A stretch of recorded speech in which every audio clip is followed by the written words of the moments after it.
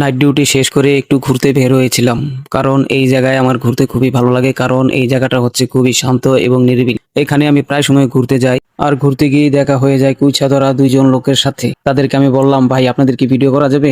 তারা উৎসাহের সাথে বলল, হ্যাঁ করতে পারেন, কোনো সমস্যা নেই। তারপর আমি ভাবলাম, অনেকেই তো বর্তমানে দেখতে পারে না কিভাবে কুইছা ধরে এবং কিভাবে ফাঁদগুলো পাতা হয়। তাই আমি তাদের সাথে কথা বলে তাদের ভিডিওটা করে নিয়েছিলাম। যাকে আপনারা স্ক্রিনে দেখছেন তার নাম হচ্ছে সুজন সরকার। ধর্মে একজন হিন্দু ভাই, হিন্দু হলেও খুবই ভালো মন মানসিকতার লোক। আমি যখনই তাকে বললাম, ভাই আমাকে কি একটু দেখানো যাবে, তখনই সে খুবই উৎসাহ এবং হাসি মুখে বলেছিল, ভাই আপনি দেখাতে পারেন, কোনো সমস্যা নেই, এই নেন ভিডিও করেন।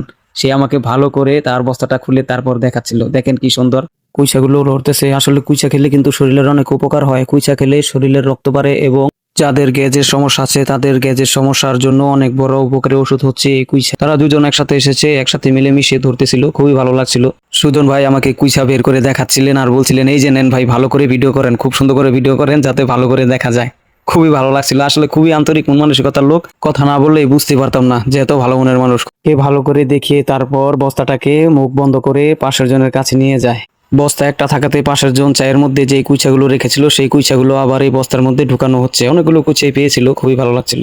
কুইছাগুলো পেয়ে তারা অনেক খুশি ছিল, কারণ পরিমাণে অনেক বেশি পেয়েছিল। আর বর্তমানে আমি আছি 2500 পাঁচগাঁও। খুবই ভালো লাগলো। আর গ্রামে থাকার মজাই এটা, সুন্দর পরিবেশের সাথে সুন্দর কিছু মুহূর্ত উপভোগ করা যায় যা শহরে পাওয়া যায় না। স্মৃতি হিসাবে ভিডিওটাকে টাইমলাইনে রেখে দিলাম। সবাই ভালো থাকবেন। আসসালামু আলাইকুম।